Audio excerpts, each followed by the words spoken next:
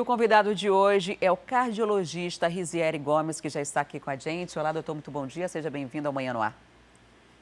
Bom dia, Adriane. Bom dia, Emanuel. É um prazer estar aqui com vocês hoje. Doutor, a gente quer começar essa entrevista com o senhor, essa nossa conversa, lhe perguntando justamente por que pacientes com problemas cardíacos são suscetíveis ou estão vulneráveis ao coronavírus, à Covid-19, mais do que outras pessoas?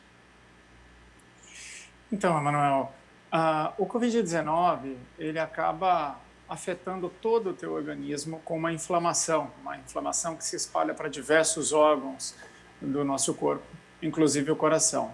As doenças cardíacas, elas já são causadas de forma crônica e provocam uma inflamação naqueles órgãos, nos vasos, e isso, com o Covid, acaba aumentando a gravidade da doença. O Covid ele tem alguns mecanismos de ação. Um deles é agir diretamente afetando a célula do músculo do coração. Essa célula ela acaba sendo morta pelo vírus e gerando ali um processo onde o teu próprio organismo vai tentar combater o vírus, aumentando as células que respondem à infecção, gerando um processo de inflamação. Essa inflamação que vai estar ali presente no teu vaso sanguíneo, por si só, ela já aumenta o risco de formação de trombos. Trombos esses que podem obstruir os vasos e vasos do corpo inteiro. Se a gente está falando no cérebro, ele pode causar o AVC. Se a gente está falando no coração, ele pode causar o infarto. Além disso, essa inflamação também acomete a parede dos vasos.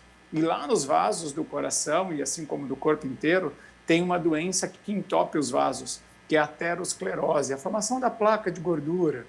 E essa inflamação aumenta o risco de rompimento dessa placa, ocasionando uma oclusão aguda. Mais uma vez, se entope no coração, é infarto. Se entope no cérebro, é o AVC. Então, o COVID tem esse mecanismo que afeta diversos órgãos do corpo, mas só que no cardíaco, no cardiopata, desde o início, ela vem mostrando uma piora expressiva dos dados com relação à mortalidade, principalmente naqueles pacientes que têm a doença de maior intensidade, digamos assim. Quando a gente fala de Covid-19, se pensa logo no pulmão, né? Mas já foi comprovado que a doença não é uma doença apenas pulmonar, mas sistêmica, né? Ela pode atingir qualquer parte do nosso organismo. E quando se fala do coração, normalmente as doenças cardíacas são doenças em que você não tem aviso prévio, você não sente sintomas, você simplesmente passa mal de uma hora para outra e já está com um quadro bem agravado, quando não perde a vida. No caso da Covid-19, para quem está com a doença, para quem já pode ter daqui para frente, tem algum tipo de sintoma, algo que apareça que você pode perceber que não é só seu pulmão que está com comprometimento, mas que teu coração também está sendo afetado por isso? Sim, Adriana, existe sim. É importante a gente ressaltar que as doenças que afetam o coração, na fase inicial da doença, elas são assintomáticas, como você mesmo disse. Então, se você não faz ali a tua avaliação periódica, às vezes você nem sabe que tem a doença. Doenças como hipertensão, como a gente falou da doença também que entope os vasos. Já no COVID, existem alguns sintomas que, quando afeta o coração, pode acontecer com você. A falta de ar, a alteração das batidas do coração, um cansaço excessivo a um esforço muito pequeno e, eventualmente, até dor no peito que simula um quadro de infarto. Então, esses sintomas podem acontecer sim no paciente com Covid e não necessariamente ele precisa ter o comprometimento do pulmão, ok? Então, é lógico que quanto maior a gravidade da doença, maior a chance do comprometimento também do coração. E quando a gente fala em gravidade, como você mesmo disse, as pessoas muito vinculam a parte pulmonar. Tá? E realmente os pacientes que mais demandam internação são os pacientes com comprometimento respiratório.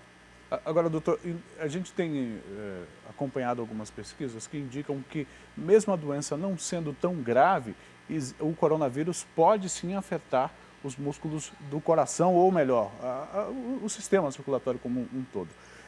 Vocês têm observado, o senhor tem observado isso na prática? É para quem tem Covid-19 ou foi acometido da Covid, mesmo que não tenha desenvolvido uma situação grave no quadro clínico, precisa ficar atento em relação a esses sintomas, aos cuidados com o coração? Perfeito, Emanuel, perfeito. Realmente, isso foi tão importante por conta de alguns eventos que aconteceram mais marcantes, atletas jovens evoluindo com morte súbita após o tratamento de Covid. Alguns estudos realizados na Europa mostrando um grupo de pessoas que mal tiveram sintomas leves ou tiveram contato com a doença e quando avaliado o coração, observou-se a inflamação do músculo do coração, que é a miocardite. Isso foi tão importante que a Sociedade Brasileira de Cardiologia, em outubro do ano passado, se posicionou orientando pessoas que foram acometidas com o Covid, mesmo que de forma leve ou tiveram contato, que se fosse voltar para a atividade física, a prática da atividade física, fizesse uma avaliação cardiológica. Isso não significa que você que não vai praticar atividade física não deve fazer avaliação.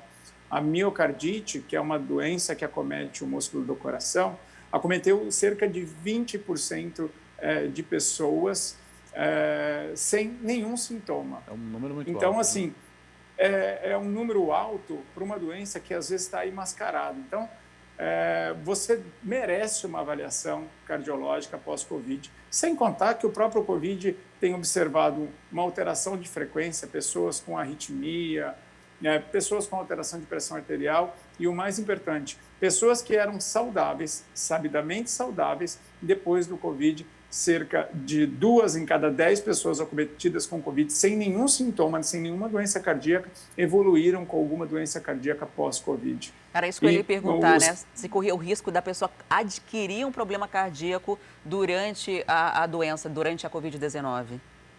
Sim, pessoas estão saindo do Covid hipertensas, com arritmias e com o próprio processo inflamatório. Então, a gente vem aprendendo, quase um ano de pandemia, a gente vai, em março, completa um ano que foi decretado pandemia, e a gente vem aprendendo com a doença. Então, antigamente se focava ali em falar que os pacientes mais graves que tinham comprometimento cardiológico. Hoje a gente já sabe que mesmo pacientes assintomáticos também podem ter problema cardiológico no pós-doença. Então, busque uma avaliação após a doença. Por quê? Porque pode fazer diferença na tua qualidade de vida e até mesmo um tratamento, caso seja necessário.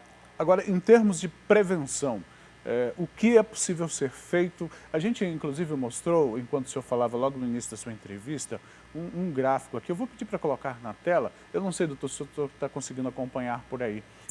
Os principais quadros de pessoas que têm problemas cardíacos, podem ter problemas cardíacos, né? Idade avançada, hipertensão, diabetes, doença arterial coronariana, o acidente vascular cerebral, insuficiência cardíaca. Então, são pessoas que podem estar mais suscetíveis. Doutor, como é a prevenção em relação às doenças cardíacas, mas tendo em vista a Covid-19? A doença cardiovascular, ela tem diversos fatores de risco. É lógico que você que tem doença cardíaca, você tem que tomar cuidado para não se contaminar. E a gente já está bem massificado na cabeça, que é evitar aglomeração, uso de máscara, higiene das mãos e tomar muito cuidado realmente com ambientes mais fechados. Com relação à doença cardiovascular, ela é crônica e quando você chega numa situação já com a doença estabelecida, você tem que cuidar para que ela não piore. Uma alimentação saudável, a utilização dos seus medicamentos, caso você faça uso de maneira correta, não controlar a tua alimentação e controlar o teu peso. Pacientes com insuficiência cardíaca, o aumento da circunferência abdominal aumenta o teu risco, não só a insuficiência cardíaca, mas a hipertensão, a doença que entope os vasos, que é a doença arterial coronariana. A gente tem fatores que você não consegue mudar. Idade, sexo, raça, histórico familiar. Você não consegue mudar isso, mas tua alimentação, a bebida alcoólica, o consumo do cigarro, o sedentarismo, isso você pode mudar todos os dias. Então, tenham cuidado, porque são nessas horas que a gente costuma dizer assim, são em horas de guerra que você começa a avaliar o teu equipamento. E se ao longo da vida inteira você não cuidou do teu equipamento, comece a cuidar. Nunca é tarde para começar a se cuidar. Eu acho que esse é um marco, né? A doença acaba sendo um marco para a gente repensar os hábitos e a vida. Agora, tem uma outra consequência que tem sido muito comum na Covid-19, que são os problemas de circulação, especificamente trombose. uma preocupação para mulheres, principalmente para gestantes que adquirem essa doença, né? E acabam precisando fazer um tratamento específico de exames diferentes por conta desse risco. Muita gente recebeu, inclusive de forma preventiva, receitas de anticoagulantes. Existem várias. Não há entendimento em relação ao medicamento, para falar a verdade, em relação ao Covid-19.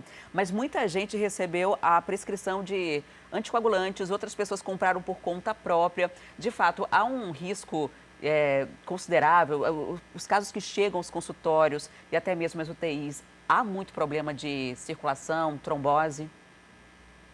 Existe sim, Adriane, o problema, o risco, por conta do que a gente falou. A própria inflamação do vírus aumenta teu risco da trombose. Mas o que é preciso levar em conta é que nem todo mundo vai evoluir. A imensa maioria não evolui. Então, você que está em casa e quer tomar esse remédio, entenda que este remédio tem risco. Em épocas normais, quando a gente prescreve um remédio, todo mundo, assim, uma boa parcela tem aquele hábito de ler a bula. Experimenta ler a bula do teu anticoagulante. Então, assim, ele tem diversos riscos, inclusive risco de mortalidade para pacientes que têm contraindicação para usar esse remédio. Às vezes, a utilização de um remédio para verme associado com anticoagulante aumenta ainda mais o risco de sangramento. Não é todo mundo que vai evoluir com trombose. Não tem como você criar um tratamento padrão para uma doença que não segue padrão. Em pessoas, ela tem comprometimento de pulmão, outros de pele, outros de intestino, alguns do coração, e a gente cria uma fórmula mágica que funciona para todo mundo.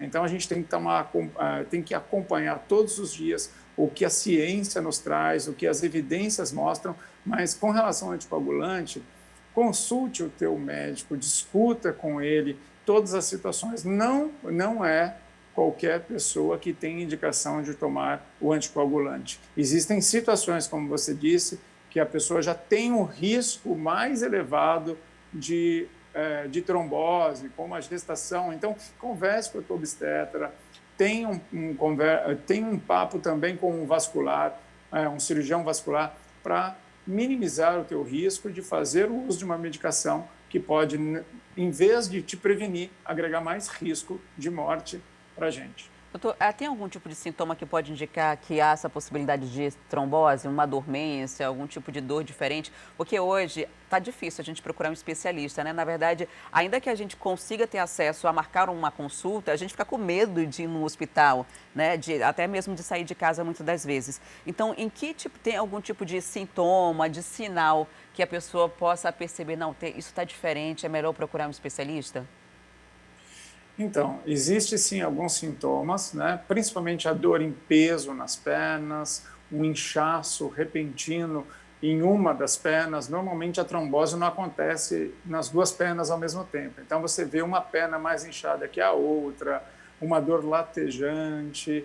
E se você sente isso numa intensidade muito maior, não é qualquer dorzinha na perna, não, uma dor mais intensa e geralmente ela tem manifestação unilateral, ou seja, de um lado está doendo, do outro está ok, o lado que está doendo está inchado, o outro está normal. Se você tiver esse sintoma, busque a avaliação de um especialista. Existem alguns exames mais simples que podem, sim, trazer aí um diagnóstico precoce. Além disso, existem alguns marcadores de sangue que você pode fazer também, avaliando o teu risco da trombose antes de você ter. Quando a gente fala em sintoma, o paciente já tem a doença. Existem alguns marcadores que você acompanhando a evolução dessa doença, que a gente já sabe que aumenta o risco pró-trombótico, né? Ou seja, de formação de trombo, e que a gente pode intervir antes de acontecer o sintoma, antes de acontecer o pior. Então, mesmo que você não tenha acesso ao especialista, o médico que está te acompanhando, do COVID, ele consegue fazer esse exame para avaliar teu risco de formar trombo. Agora, doutor Rizelli, nós chegamos, infelizmente, à marca de 10 mil mortes e o senhor é um médico intensivista, acompanha a realidade dos hospitais. O que o senhor pode nos dizer em relação à incidência desta doença nas unidades hospitalares, aonde o senhor presta atendimento? Ainda está muito alta ou já houve redução? Qual que é a sua avaliação? Dá para respirar um pouquinho ou está todo mundo sobrecarregado? Por favor. Então, Emanuel, essa doença ela tem um comportamento muito particular. O que significa? Ela não é padrão de nenhuma doença que a gente lida no nosso dia a dia. E a gente vai aprender a lidar com ela a vida inteira, porque a doença vai continuar no nosso meio. A vacina nos imuniza, mas não faz o vírus ir embora. Então, ela vai estar aí, como várias doenças a gente convive, como a dengue, como H1N1, enfim, ela será parte do nosso dia a dia e a gente talvez faça com que a gente mude alguns hábitos. Com relação ao hospital, o paciente que entra, ele fica em torno de 3 a 4 semanas internados. Então, a gente observa agora, nesse momento, uma queda gradual do número de pacientes que estão chegando no pronto-socorro. Porém, para abrir leitos de UTI, a gente tem uma demora do tratamento desse paciente. Normalmente, ele fica 3 a 4 semanas internado.